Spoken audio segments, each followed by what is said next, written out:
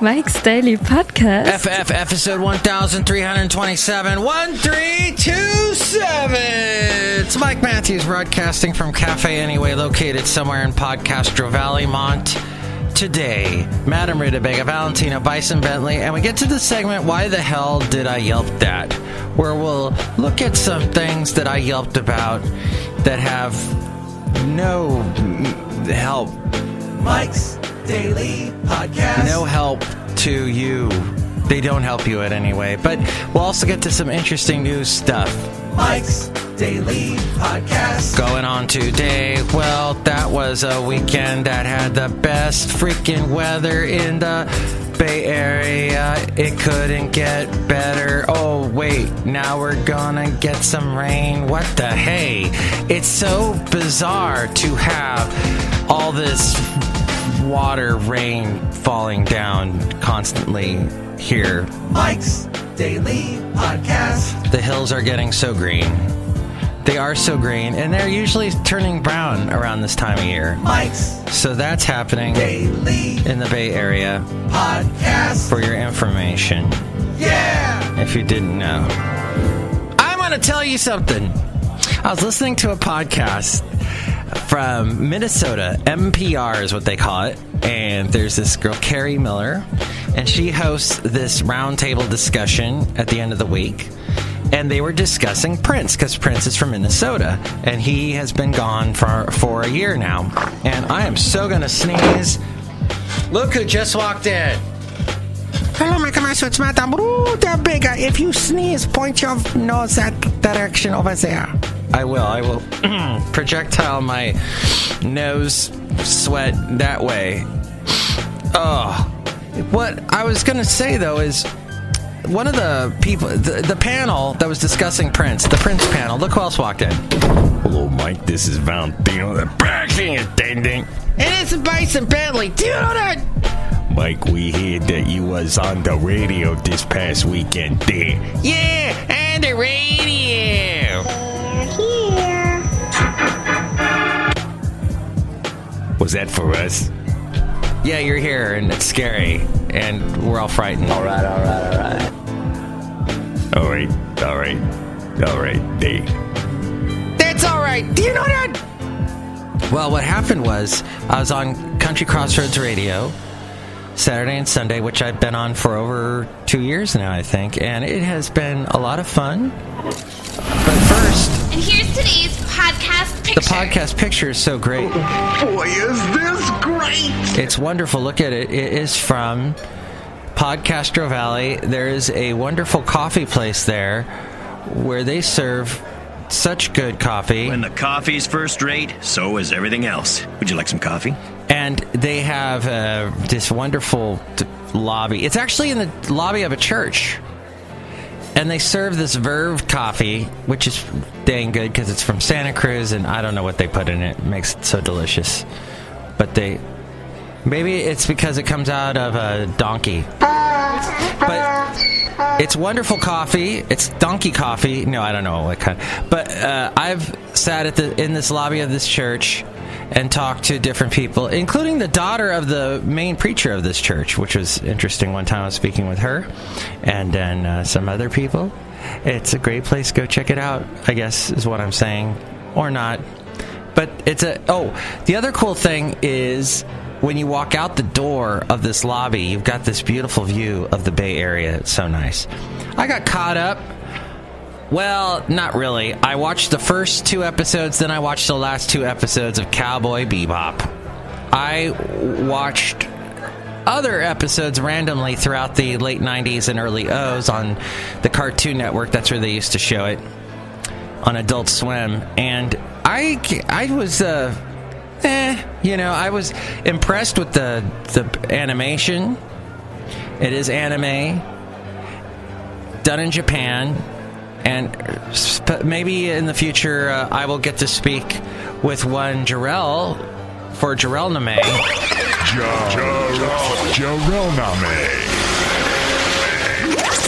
And he and I could possibly talk more extensively about Cowboy Bebop, but I was more fascinated as I watched has a very tragic ending. I was very impressed with that. But the voiceover actors, because it's already voiced in Japan, and then they get the video here in America, and then they have to put the American English voiceover onto it, and hopefully it doesn't sound like this. I can't believe... What the hell is this place anyway? That was actually a voiceover for a game that was originally done, I think, was it in Japan? But this is amazing to watch because these guys, my voice is amazing. Thank you. I know it's probably the best voice you have ever heard. Thank you. It's so good, my voice. But these guys, they have such these gravelly voices. And the thing is, when they're talking just normally, they still have this voice. When I worked on Cowboy Bebop, they still got that voice. And the women, I can't think of all the characters right now. Anyway, it was a fascinating thing to watch the behind the scenes of. About Cowboy Bebop. And about how they still get all the time.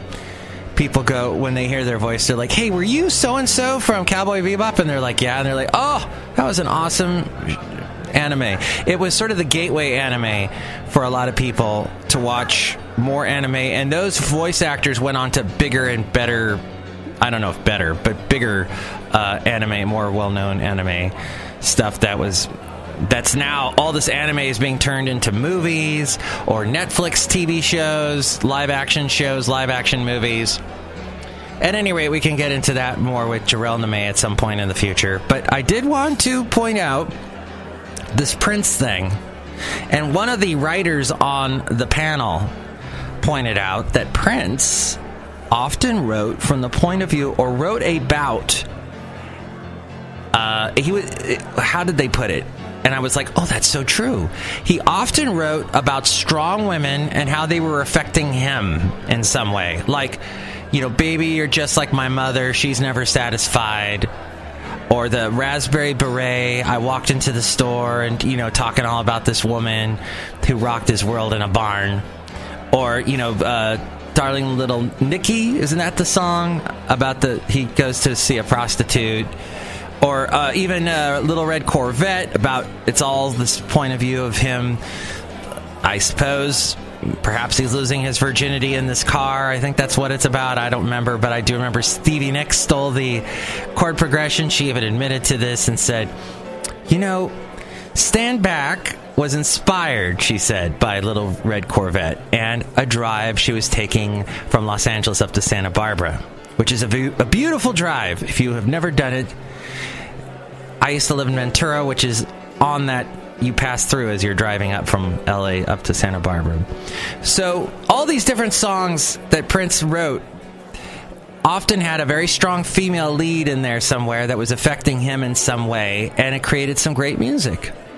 So, and then he was also behind several large famous women, or he helped their careers, I guess, like Sheila E., Sheena Easton, was it Apollonia? In Misty Copeland in recent years, the ballerina. And he was even trying to help out Zooey Deschanel a little bit. They did a song together that was featured in an episode of New Girl. At any rate, I think that was an interesting perspective of Prince's stuff. And some of his more famous work had a very strong woman in the song somehow. And then just, I thought about it, and it still baffles me. I can't believe he passed away alone in an elevator. And that song, Let's Go Crazy, and nothing's going to let the elevator take us down. Let's go crazy. And when the elevator tries to bring you down, go crazy, was what he said in that song. And anyway, Cafe Anyway, I could go on and on about. Anyway, I was listening to a past podcast I did because I've recently on MIKEs-DAILY-PODCAST.com organized a bunch of the interviews alphabetically. I'm all the way up to J now. I had a lot of time this weekend because I was working at my other job my other radio station I work for. And I got through Jay, and one of the artists that I listened to was someone named Idea the Artist. That's what she calls herself. And I was listening back to that interview, and she's so beautiful and so fascinating, and her music's so interesting. She's got this really, like, her voice is, the way I would describe it is operatic. Like, you could hear her probably on Broadway doing a musical. But it reminded me of Carly Simon, Tori Amos, something like that, if you are familiar with those artists. And just interesting talking to her, how she grew up in Buellton, which is just north of Santa Barbara. All these places in California. But I was listening to that interview, and I was talking about a musical group of some kind, or a band. And this was back 4 years ago.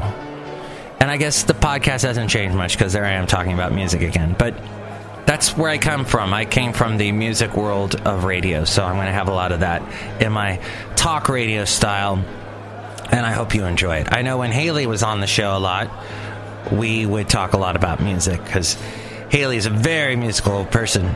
So, if you are a musical person, if you would like to sing for me on the phone, leave a message at 336-MM-DAILY. You could do that. You could be kind of like They Might Be Giants. They used to do that. They'd make songs, and you could call into their answering machine, and then you would hear their new song. 336-MM-DAILY. And you can check out the website and see how far I have gone as far as all the interviews that I have now alphabetized. I've gone through Jay.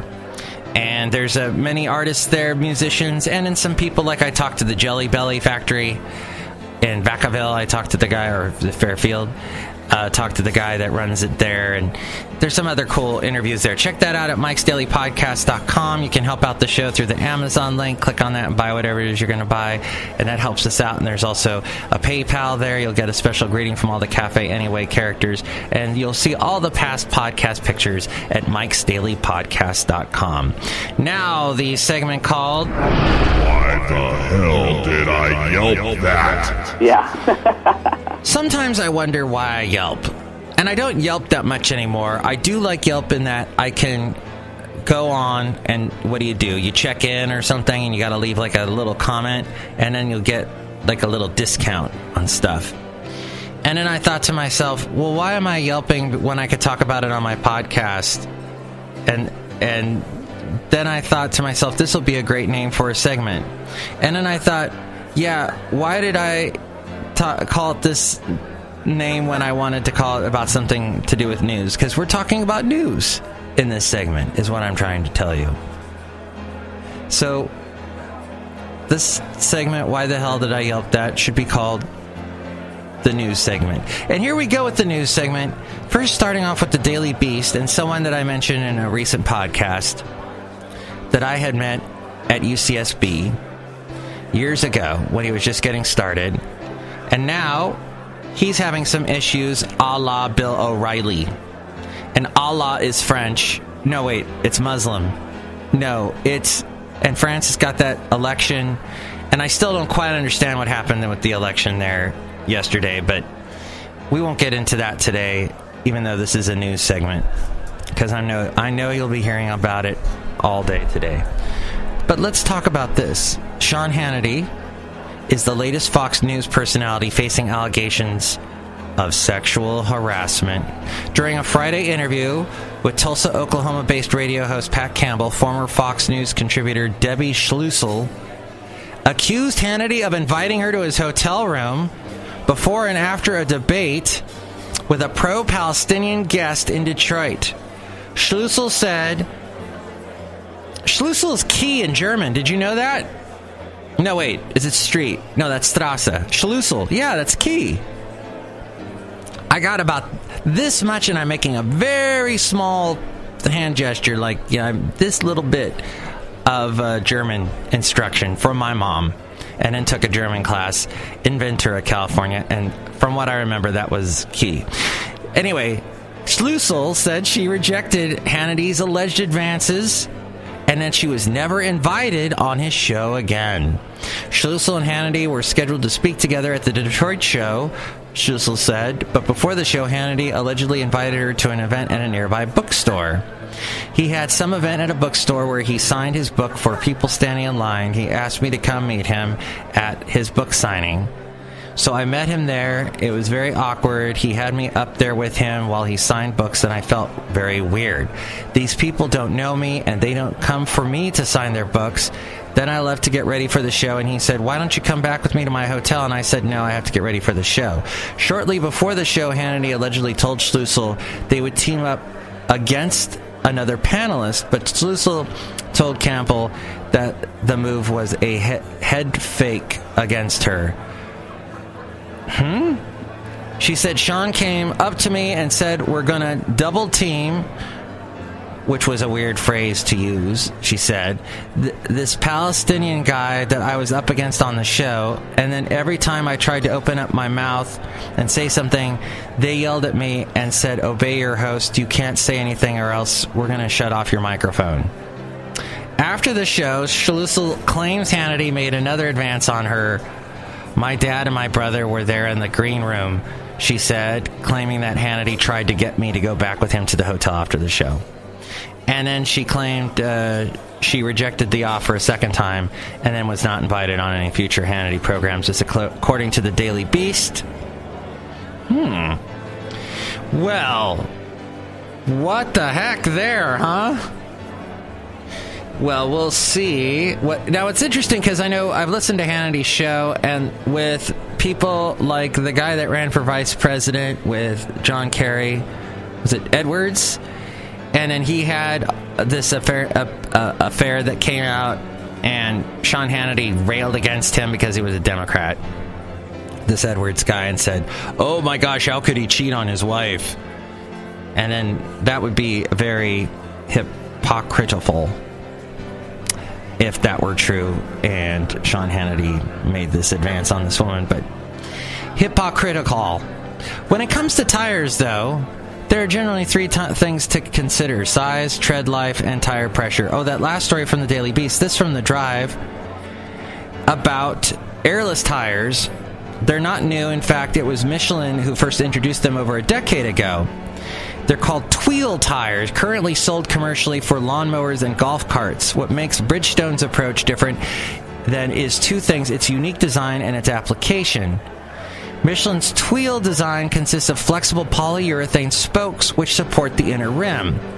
Bridgestone's design differs in that it replaces the inner tube and a portion of the wheel spokes with thermoplastic resin supports. This has been a long time in the making for the world's largest tire manufacturer. Bridgestone originally revealed their airless tire concept in 2011, followed by a second generation 2 years after that. Now it says it's finally ready for mass market, but there's a catch. It's not for your car.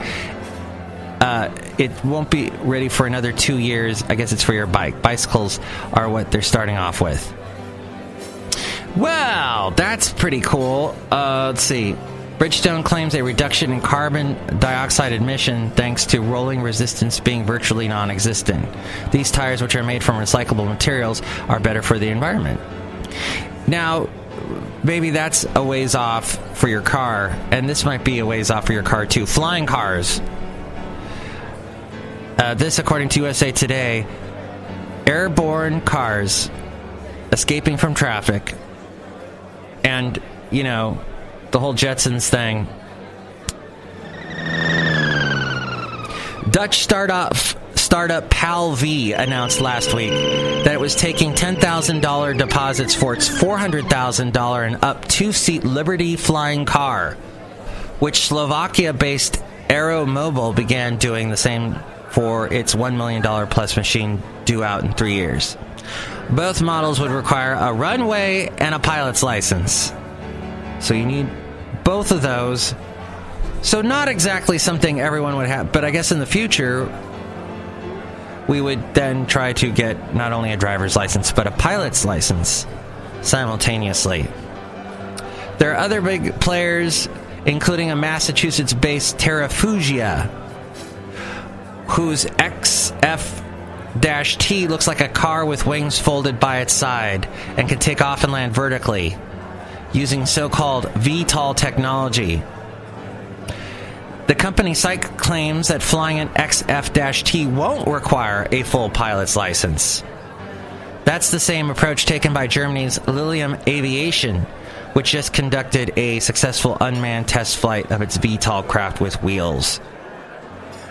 And ride-hailing giant Uber, whose ambitious push into self-driving cars is entangled in a lawsuit with rival Google, also envisions a world where your Uber ride can skip the downtown gridlock by taking to the skies. On Tuesday, Uber will host an Elevate conference in Dallas on that idea. From the looks of these big technological leaps, it would appear that hopping a flight to the office is but a few years away. Generally speaking, though, technology is outstripping not just existing regulations, but the speed with which government regulations can rule on new regulations that ensure new technology is safe and organized, says the executive publisher of Cox Automotive, which includes Kelley Blue Book. The Department of Transportation is still trying to iron out rules for autonomous car companies, and now you'd have a machine that operates in yet another dimension of space. These are just regulations questions. They're just regulations questions all over the place. As we go outside a cafe anyway, we're bringing Mike's Daily Podcast somewhere in Podcaster Valley. Well, we'll see what becomes of that. This article on USA Today also discusses Elon Musk, and, he's all into SpaceX and flying. And then he's got the electric cars with Tesla. So who knows what he might be doing with it as well. I'm fine with being on the ground for now. I know that the sky is wide open. But when you get a little closer to Earth, you got these little things called buildings. And, that's dangerous. Next show, I want to just sleep while the microphone is on, and that'll be a fun show, won't it? Or maybe it won't, whatever. So take your Raspberry Beret and take your Pop Life and take your little red Corvette and enjoy your day, whether it be full of rain like mine is possibly going to be or not. Because life is short. And all you got is one chance to make it to above the ground. Which, I don't know where I'm going with this. Thanks for listening. Next show, Shelley Shoehart, Floyd the Floorman, John Deere the Engineer. Mike's Daily Podcast is written and produced and performed by Mike Matthews. His podcast is super easy to find. Download or listen to his show and read his blog at MIKEs-DAILY-PODCAST.com. Email Mike now at MIKEs-DAILY-PODCAST@gmail.com. See you tomorrow. Bye!